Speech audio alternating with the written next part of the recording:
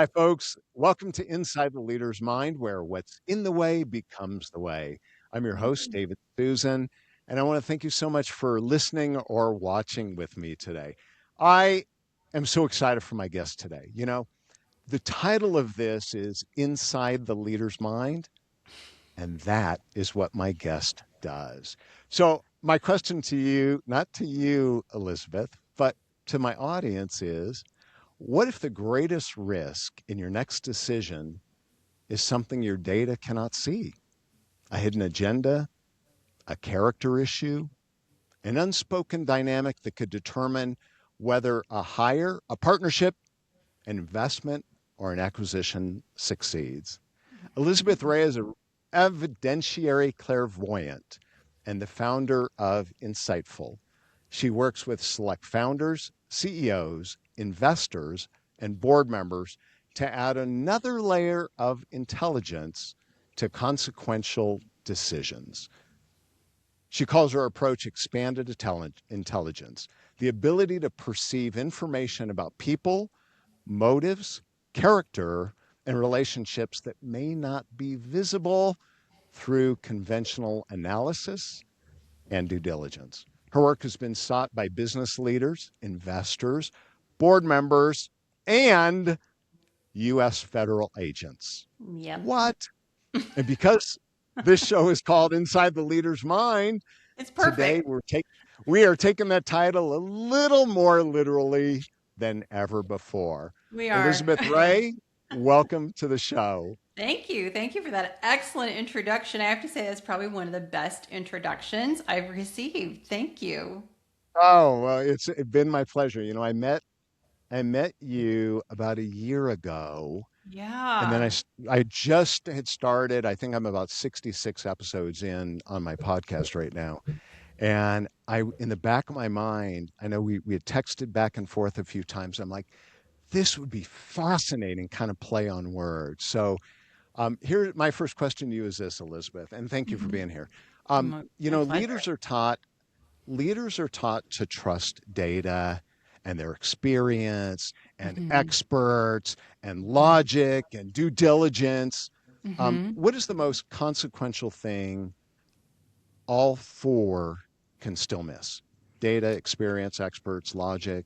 I guess that's five. I mean, If I had. it can miss a few things. It cannot pick up someone's hidden agenda. It can't pick up someone's cloaked character or lack of integrity.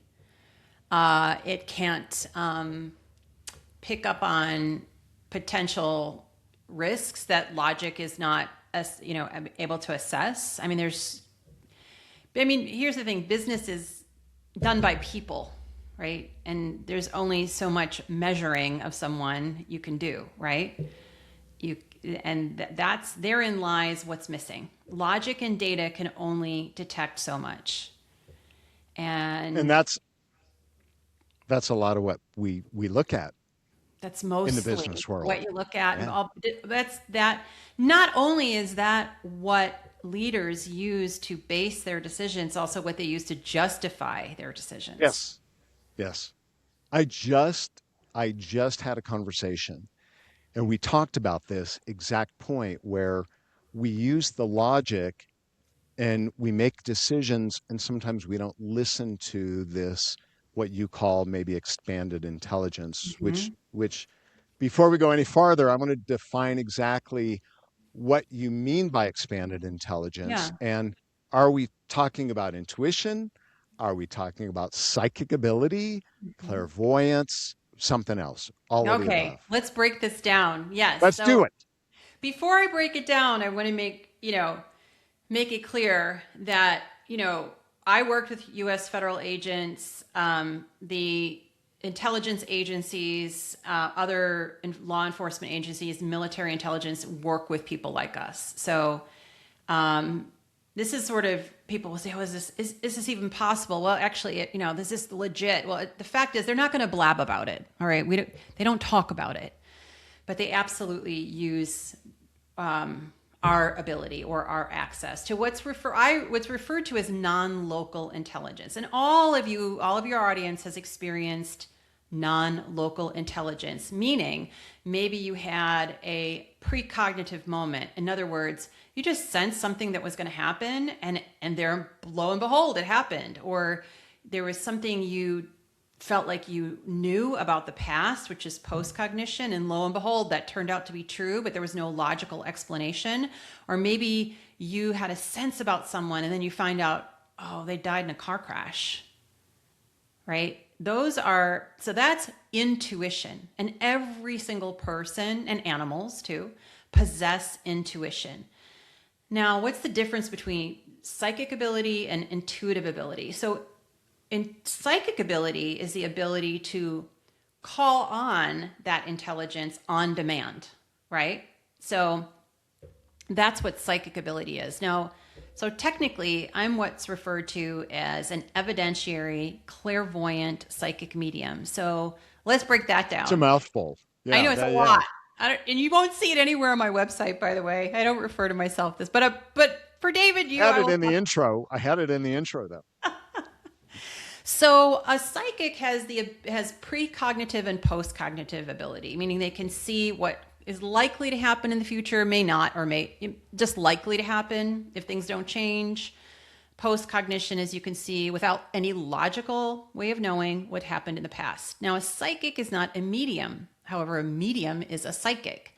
So what a medium can do is we have precognition, postcognition, and we can make contact with consciousness, living or dead. This is how it was useful to federal agents, because I made contact with the murder victim and the perpetrator and gave evidentiary details. So I'm not a spiritual guide. I'm not a life coach. I give very practical, anchored, specific details that my clients can act on.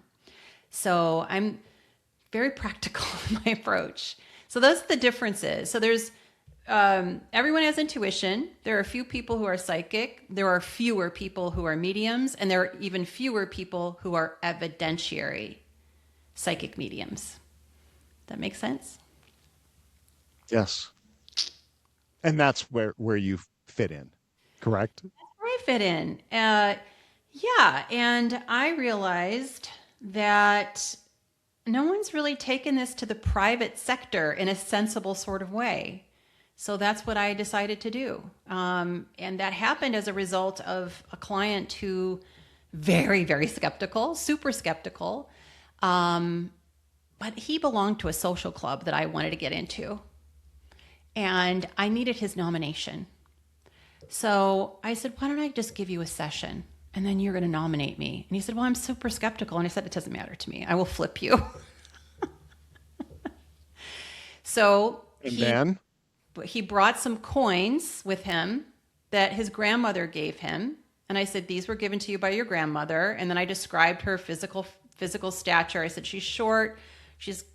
Honestly, she's got kind of a man haircut, and she's really tough as nails. And it went on to give him more and more details. And now this is a gentleman who owns 4 institutional investing firms, right? So he's pretty button up, and he was dissolved into tears within 5 minutes.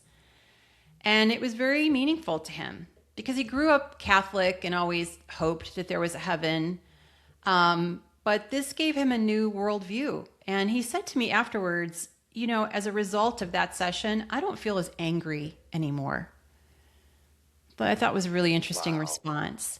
And there were undeniable details. He couldn't explain it away. And then 6 months later, I asked him if he'd be willing to have coffee, and because I had a business idea, and he said sure. And I said, well, you know how I helped you on a personal level. What if I helped you with your business? And he said, well, can you help me hire people? And I said, oh, that's easy. That's going to be so easy. And he said, oh, we should get HR involved. I said, oh, you're not getting HR involved. We're not telling anyone. That's not how this works. This is all secret. So he said, okay, if you can help me hire people, because it's the costliest decision I have to make. He said, I'll put you on retainer right now. So that's where it was born. that is so cool. Well, let's almost born. I want to actually rewind a little bit because You didn't grow up planning to become this, I'll call it psychic advisor, but I know that's not the term, to CEOs and investors. Yeah. So give me the short version of how you came to believe this ability was real.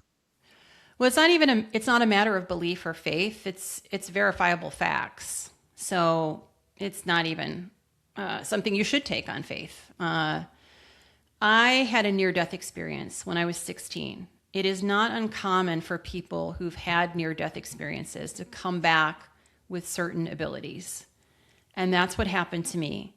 And then about 15, 16 years ago, the doors blew wide open. So I was having precognitive experiences and post-cognition, but I wasn't having the vivid details until then. And then I hid in the closet. I did not want to be judged. I didn't want to be criticized. I didn't want people to think that I was crazy. So I hid it. And I worked clandestinely with law enforcement later on. And then I hid it some more and I hid it some more. And then I thought, it's just too exhausting to hide who I am. And it's really not my responsibility to manage other people's perceptions and opinions of me or anything for that matter. And I just said, forget it. This is a super duper power and it can be very helpful. And I've helped people in tremendous ways. And now forget it. I'm coming out of the closet. And here I I am on your love it. I love podcast. it. I love it. And okay, so what was, and by the way, you said something fascinating there, which is, I think, a learning lesson for all of us, which is, and you said it so much better, but we we can't control what other people believe about us. No, and it's not our Like they're business, going to really. believe, they're going to, it's how we interpret, but they're going to believe, they're going to think what they want about Right. us, and that's key.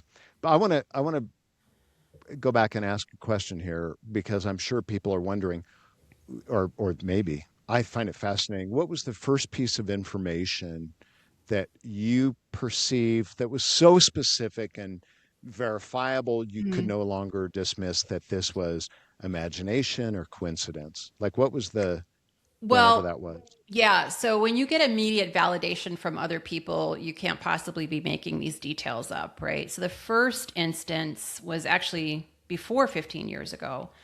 I was asked to meet a colleague who's an architect at this building in downtown Napa. It used to be called the Fajani Building. And he wanted to know if I wanted to be involved in a creative collaboration and if I would be willing to meet the developer who had just purchased this 3-story building. Mind you, this 3-story building had been shut up like a time capsule for, I don't know, 20, 30 years. I don't know how long it was. And the reason being is because there was a vicious murder that occurred. The two sisters owned the Fajani building, and it used to be a tavern. And one night, the one sister was shutting down, the tavern and collecting the money, and a man entered and slaughtered her. And so the surviving sister, distraught as you can imagine, left everything in its place for a long time. And then, in right before I was asked to be involved in this creative collaboration, she's older and she kind of gave up. And she sold the building finally to a developer. And it's in prime location in Napa. Now, here's what happened. The night before, I'm made aware of the history of the building before I go to meet these two gentlemen.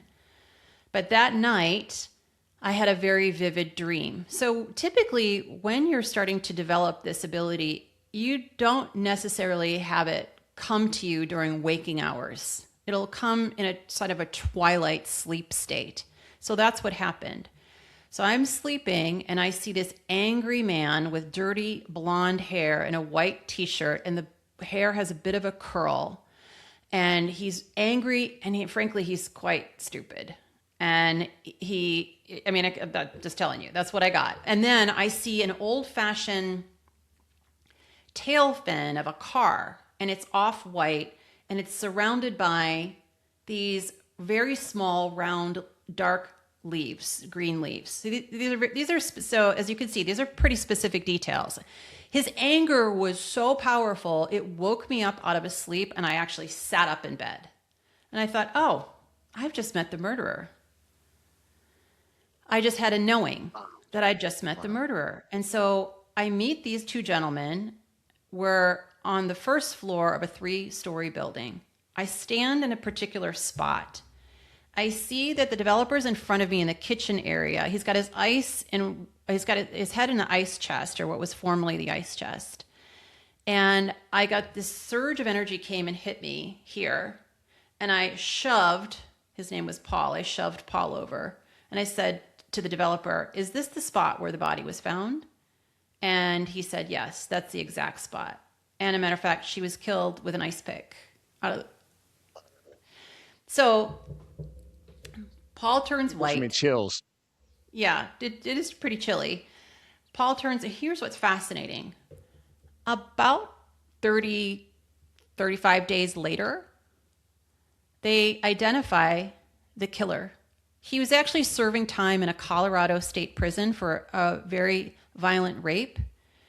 And what was revealed is he stole her white Cadillac, which had never been found. So that was the white tail fin I was seeing. No way. No Yeah. way.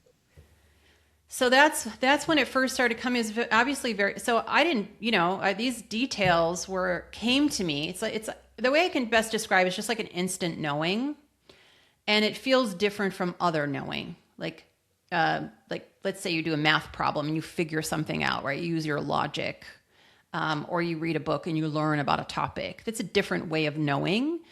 This is an instant knowing, and it comes with an emotional quality. So that was the first instance. And so when I knew I had this ability, but I buried it because people will say, no way, that's not possible. Well, it absolutely happened. And it happens frequently. This is the way I live in the world. I can, but it's hard for people to relate to. And they've seen way too many scary movies.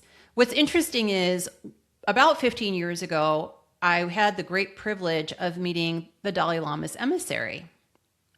Now, the Dalai Lama has an oracle. An oracle is basically a psychic medium.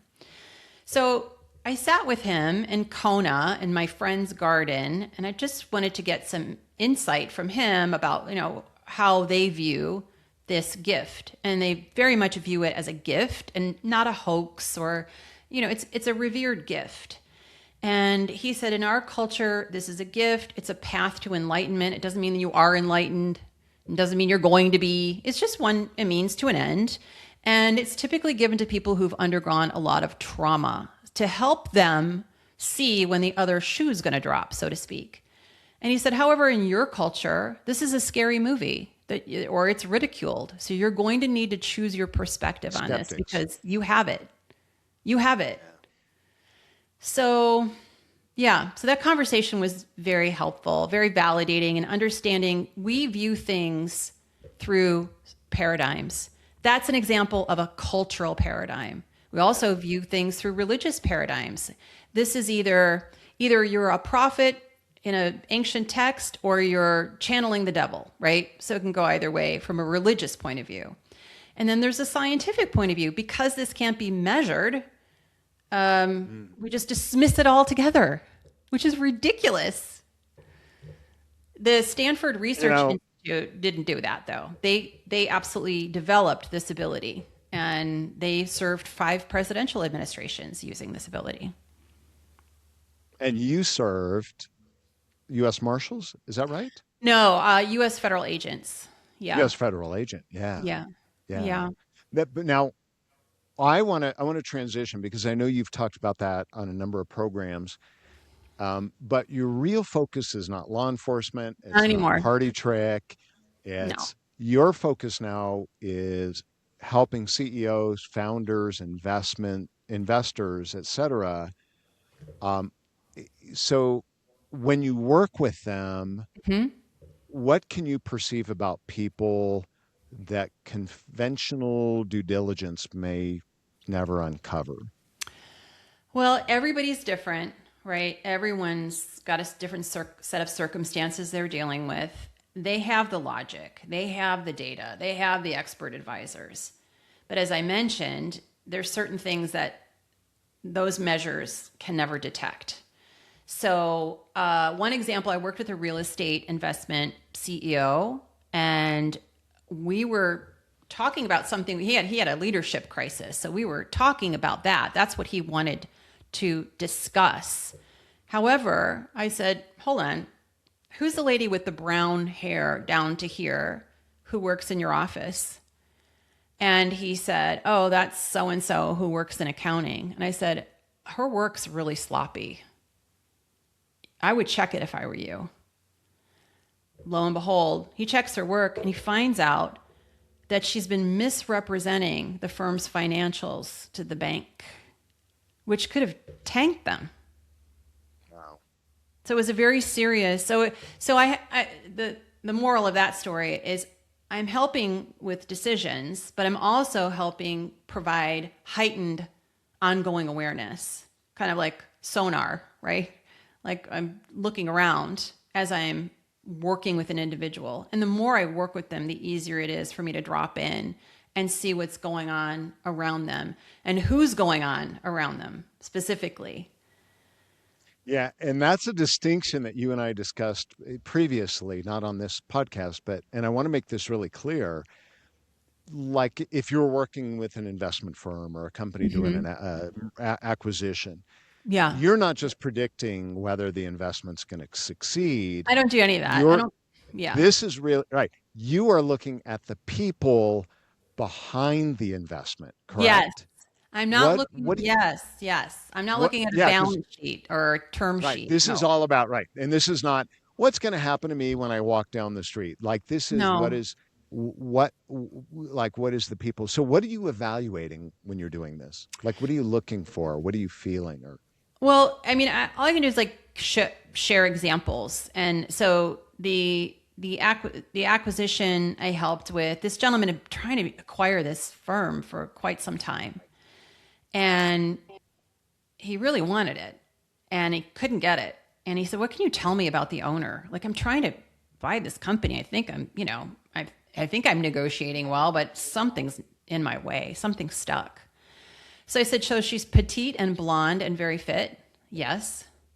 And does she seem to have like a hardened shell in terms of her personality? Yes. And I said, you know why?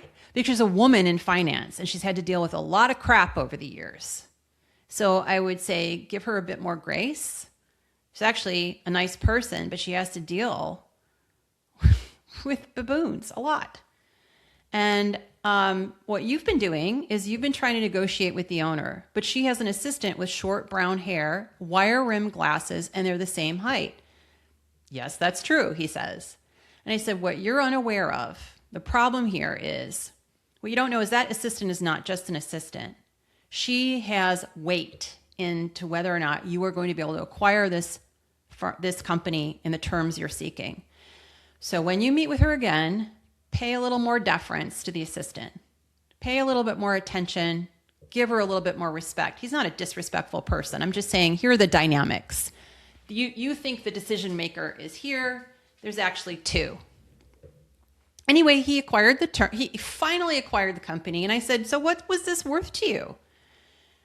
And I can share this. I only share certain cases because the work I do is very confidential and have to use a lot of discretion. So I can only share the stories that are, I've been given some permission.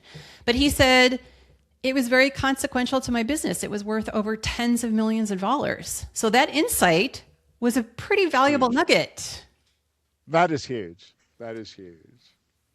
So one of the challenges that I see and I've experienced when I work with executives is that sometimes the higher someone rises, the Mm-hmm. more likely people are to package the truth for Oh, them, yes. right? So what happens to a leader's judgment when everyone around them has an agenda? That's such And how do you help? That is such an important point because I've had clients say that they know they can rely on me to just give them the unvarnished truth because I don't Yeah. have an attachment. And it's true. Like, I've had clients say no one likes to tell the boss the truth. So they're operating in a certain level of distortion because of that. So yeah, that this, So what? How do you? What's the role you play in those scenarios then in helping? I don't want to say cut through the BS, but I do cut like, through the BS. As a matter of fact, the federal agent I worked with got me a coffee cup that says, "My third eye can see right through your bullshit." ah, That's essentially what I'm doing. I'm really but just, that's really what it is, right? And that's a powerful that's a powerful tool in someone's arsenal, it's right? incredibly As a powerful. leader. It's Yeah. Do you incredibly think powerful. success do you think success makes someone a better judge of character, or can success make them dangerously confident Oh, it's a in their good ability to question. read people? I think sometimes success can make you a bit overconfident that you know how to read people. But the people who can do the most damage inside your company, the ones who look great on paper, they're very charming, charismatic, and popular. So no one can tell until it's too late. So if you, Yeah. like here, the average hire for a C-suite hire in Silicon Valley, you're looking at about $1 million once you pay recruiting and relocation and all the costs associated with it. But if that hire goes bad, it's like 9 to 15 times that amount. So what I'm saying is it's important to do your regular due diligence, background checks, whatever it is. But this is just another layer of due diligence. Let me look. I have a client in Dallas. He said, "I will never hire any. You will always have the last word when I hire someone because I've been right. Secret weapon I'm a in secret your back weapon." pocket. That's right. That Well, I'm is not in your amazing. pocket, but Well, I am available on. Yeah, yeah, yeah. It's. I mean, I love what I this is do. that's got to be a kick. I know you. So people are probably thinking, and this was not really one of my questions, but It's okay. I know I asked it, and so I've got to ask it, or at least tell. People go, well, so are you like? How do you walk around? Or is it just crazy? You've got, you know what everyone's thinking when you No. talk in and walk in a room, and give me that. I think it's the TV analogy, right? Yeah, some people, oh, TV do you know what I'm channels. thinking? And I'm like, actually, you know what? You're just not that interesting. First of all, I have other things to think about. I mean, that's like, don't flatter yourself. I'm not looking inside your head. Uh, and it would be like watching 50 TVs, and each TV has several channels. So no, I have I call it the dimmer switch. So in order for me to like get my laundry done and cook dinner and walk my dog, right? I can't have this switch on all the time. So I have a dimmer switch.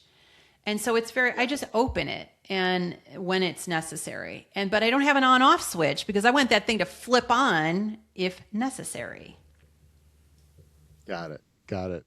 But That's that took pretty some wild. time because I will tell you, when this first came in, it was very overwhelming, very dysregulating, very, very discombobulating. It took a minute. And actually it was the Dalai Lama's emissary who helped me anchor into now I'm very grounded. I know how to ground myself. I know how to switch channels. But at first it wasn't pretty at first. It was hard. And if you, and I don't want to assume, but have you met other people with certain abilities? Oh yeah, I have a friend who used to be a psychic spy for the CIA, and we trade services. We just trade because she's not a medium, but she's a pretty good psychic. And yeah, it's not a lot of us. We can, if you find someone who you can trust and they have the ability, yeah, we definitely. And I actually have another friend who he's not an evidentiary medium, but he is a medium, and he and I trade with one another. Yeah. But I mean, by and large, I don't want to be super identified with this. I don't want my ego attached to it. I don't seek out a community of psychics. I don't like the noise it's kind of like an identity, and it's kind of cringy. So I really keep to myself, honestly. I just Yeah, have a especially with the couple. audience. I think especially with the audience, the clientele you work with high performing, successful people, right? Whether they're CEOs, founders, investors, um, but not but I have to ask because there's always skeptics. I was Yeah, skeptic, that's and fine. I haven't told you much about my background. I have a belief that we all have something, Mm-hmm. but we either tune in or we tune out, Right. and some people because of fear. But I have had the most bizarre things happen after my dad died. And Of course you did. I am an analytical through and through. I am data.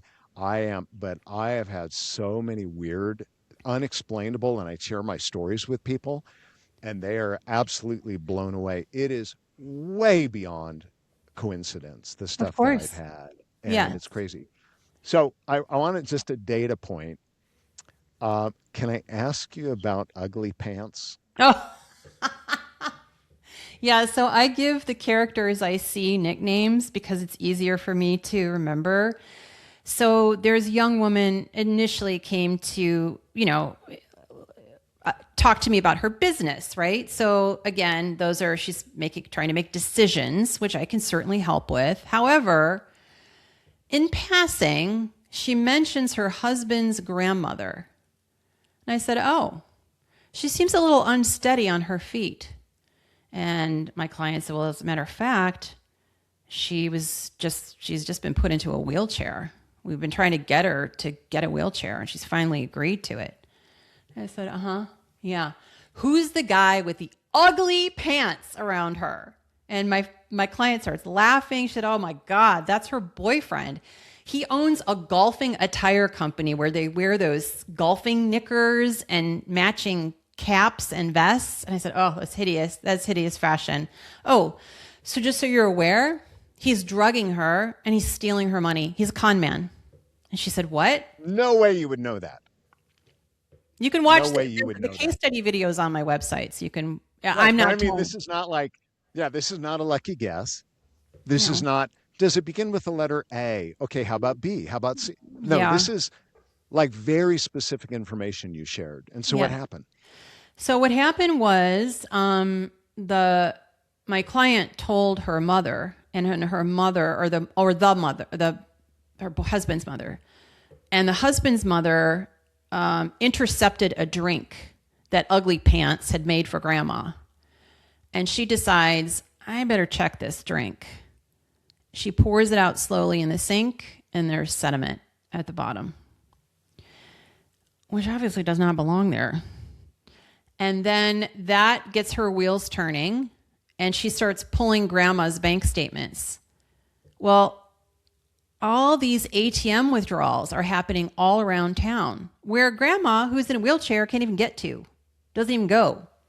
So indeed, he was draining her bank accounts. And then they digged a little deeper and found out that he is not his first rodeo. He's done this before. He attaches himself to lonely, elderly women. Then he starts to drug them. And then he starts to steal their money. So what I loved about it is I never met this guy, but I saw his pants and I helped catch him. So yeah, that's what it can look Ugly like. pants. Ugly Ugly pants. pants. Oh my Ugly God. pants. Oh my gosh. Now, I'm going to say this again. This is not party tricks, folks. This is not, No. going on TV. This is really there to, you've decided to use these skills to be able to help business leaders Yes. make better business decisions, et cetera. So how should a leader use your insight alongside interviews, background checks, financial analysis, legal counsel, conventional due diligence? They should do all the things they normally do. And then if they want another layer of rigor, then that's when they work with me. And it's really that simple. And I typically gain insights on the matter at hand, but there's often times, like in the case of Ugly Pants, where I have a heightened awareness. In other words, I can see something on my radar they're not aware of, but they need to know. So I think one of my favorite things about this is just that I can help keep people out of harm's way. And somebody asked me okay, well, what problem does your business solve? And I said, the problem's really simple. In business, people lie, and they even lie to themselves. And it causes all sorts of Yeah, havoc. Ruins sure. investments, it collapses companies, people lose their jobs. So I feel like, like Wonder Woman has that golden lasso of truth. She goes like this, and then you have to tell the truth. And so I never meet these people, Right. but I get the truth out of them. And I'm not all knowing and all seeing. I want to be clear. I'm not a machine, but I get enough verifiable details that people can take action. So, and they can, they can act upon that information. And Yeah. here's the thing. If someone is skeptical, I think that that's fine, but being very opinionated about this without ever having any direct experience is just ignorance. Yeah. And frankly, at this point in our human history, that's a liability because we're offloading our cognition and our decision making to artificial intelligence at rapid speed. So it's fine. Outside technology is great, but it's old news. Inside technology like this is what is going to deliver the competitive edge. And that's funny you said it because I was just going to ask you about AI and having access to this type of what I don't know what we call external intelligence, Mm-hmm. but you just answered it. I mean, why do you think it becomes so much more important now? Because because AI can only see what's been recorded, right? It only can see what's been recorded. Ugly Pants's motivations or the woman in accounting, like these are all hidden agendas. Um, these are all lack of integrity that doesn't show up on their resume or isn't immediately obvious to their colleagues. And those people can, and it's also can be positive, right? Like maybe you're missing the fact that this person could actually help you. Like in the case of the acquisition I mentioned, he wasn't seeing an opportunity. He just needed to show some more deference to the owner's assistant, and he would be able to acquire the company. So it's not just negative. There's also opportunities that can be highlighted, that can be discovered as a result of this. And I mean, when I work with people, I don't expect them to believe any of this. We first of all, I want to see who I'm potentially working with, and we just do a one question session. And so I don't sell it, I just show it. Now, if they're not open and receptive, then it means they're not going to get a great insight, and I'm probably not going to be able to work with them. That's fine. No harm, no foul. But that's how, because this is foreign to most people, that's how I go about it. I just show what I can do. And, but that said, I understand people's paradigms rule their thinking, rule their reasoning.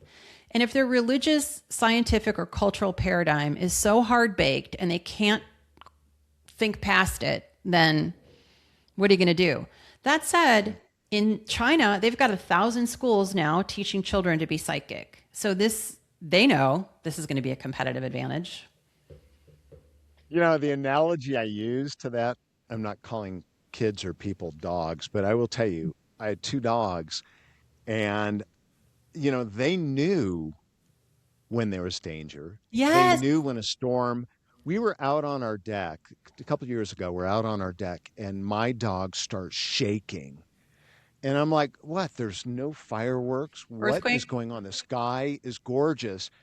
And so we go, I check the weather, and major storm is coming in. You couldn't see it, Yep. but like my dog knew. So they sense many animals are able to sense, like their senses are in, whales, right? Or dolphins, right? They have these abilities. And I think humans, this is just my explanation over the years, we have suppressed it We have with, suppressed it. We have absolutely suppressed it. And it's been suppressed Religion is suppressed, they'll burn you at the stake. Scientists will make fun of you and dismiss you. Culturally, you'll be made into a witch or a cartoon. Animals absolutely do have this sense. I'll tell you a short story. I was dealing with a felony stalker for a bit. And I was fast asleep, 4 a.m. My little dog stands up in bed and starts projectile vomiting, which she has never done before and she hasn't done since. I look down at my Ring camera app on my phone, and there's a man who's approaching my front door, agitated, deranged, and naked. He hadn't even made it to the front door yet. She threw up to warn me to get up. And it worked. If she had just barked, I might have dismissed her. But it woke me up, made me stand up, pay attention, and I was able to call the police sooner than I would have. True story. Animals don't And you have have so these many. I know. Go ahead, sorry. Right. No. Go ahead. Just finish that Well, thought, though. animals don't have these hard-baked paradigms, right? Like you grow up in a certain culture, you're going to think the way that culture thinks. A certain religion, you're going to think the way the religion thinks. If you believe in scientific materialism, then and that's the way you view the world, and that's the only acceptable form of proof. Animals don't have that noise in their head. Yeah. I want to give my perspective on something just because it was a bizarre. I was speaking at an event, and this kind of, in addition to when my dad passed, I had all these things that have happened over the years, which were fascinating. But I was speaking at an event. I finished. I'm walking out of the hotel. We were in a big ballroom, and there was another room, and it said prosthetics conference or something. And I peeked in. The doors were open. No one was in there. One guy, and I knew nothing about prosthetics. So I went up and I talked to the guy, and I said, "Look, I know nothing about how these work. The hands, the arms. Right. For people that lose a limb." And he says to me, "Here, let me show you." And I'm like, "Oh, that'd be so cool." So on the table, he had this hand, and so he pulls his arm out and he touches an electrode to his arm. Okay. Okay, and his arm is just sitting on the table like this. And all of a sudden, this hand isn't moving. There's not a vein moving. There's not a muscle. He's not clenching. Nothing. And all of a sudden, this hand is opening and closing. And I'm like, "Well, wait a minute. What are you doing?" He goes, "I'm thinking." I go, "What do Yes. you mean you're thinking?" He goes, "I'm just thinking." I go, "But you're not moving a muscle." No. He goes, "What you need to understand, David, is we emit energy." Right. And so there's two parts to the story. That's the first part, which is the idea of, oh my gosh, we do emit energy. And then I grew up with an engineering degree, engineering, right? Took physics. And there's this whole theory, right, that energy isn't created or destroyed. That's right. Energy is It not just created or changes. destroyed. So that's religious leaders and So science. where does it go? No, Like, where does this energy go when someone dies? Where does the energy go when it leaves the energy we emit out of our body? It's there. And I think this is just my trivial little brain thinking that Elizabeth, you and certain people have this, and animals have this weird, amazing, phenomenal ability to tap into and somehow sort through right. the energy that exists because that energy it's there, It's right? there. Like it is there. We don't see it, and that's why we don't. But it's there somehow, It's there. Yes. And so and we've all experienced it. We've when all I died and experienced had a it. near death experience, that's when I tapped into for the first time to non-local intelligence. So that feeling I had when I was dead, that's the similar quality or taste of the feeling. That's crazy. All right, so I want to wrap up with a couple quick questions here. First one is podcast is what's inside the leader's mind. Mm, What's in the way becomes the way. I love In that. your life, what was in the way that has become the way to where you are today What a beautiful that maybe you haven't shared question. yet? Yeah. What was in the way was my concern about judgment from other people and scorn. And I realized, oh, I'm stronger than that. And because I, now it is the way. And what I realize is, gosh, as soon as I mention what I do, somebody, they share a story. Like your story of your father, all these synchronicities that occurred after he passed. Most people have had these experiences. They just don't have a safe container to discuss them. They don't know that you can actually build that muscle, or you can apply it to business. I mean, the government intelligence and militaries used it for spy work. But yeah, you can absolutely. Why wouldn't you apply this advantage to business? Business is tough. It's tough, right? Yeah. So yeah, I And think I what think it is the competitive advantage. it's going to be even more. It's gonna. Yeah. Things are shifting. But yeah, I think what was in the way was me. Isn't that always the thing that's in the way? We're, we always are. We always are. All right. Last question. And then I'll ask people how people can get in touch with you. But um, what is the question rarely you are ever asked, rarely you ever speak about, but you wish people would ask you? Like Oh, secretly in the back of your mind, like, God, no one ever asked me. I don't really talk about this, but God, I kind of wish people would ask me this question. I'd love to be able to share. What would that question be? nothing pops to mind immediately because I'm a pretty open book and people I think feel comfortable asking me questions. I think, If they don't know to ask you, what might yeah, that be? I think what they probably don't ask me is this fun? Like they think it's super serious, but it's actually really fun too. It is super serious in certain applications, but this is fun. This is really fun. It's a foam. It's magical. Yeah, I'm having Yes. fun. I am having fun. I'm So there having you fun. go. That's a great question. All right. So let's say there is um, a leader, an executive, someone that really, really important, decisions, financial, like what would you want to tell them? I would say, um, see if you're open to an extraordinary advantage. You don't have to believe it. You can experience it. Uh, if you don't want an advantage, okay. But yeah, just look. Technology is moving at breakneck speed, and this goes around it. Yeah. Yeah.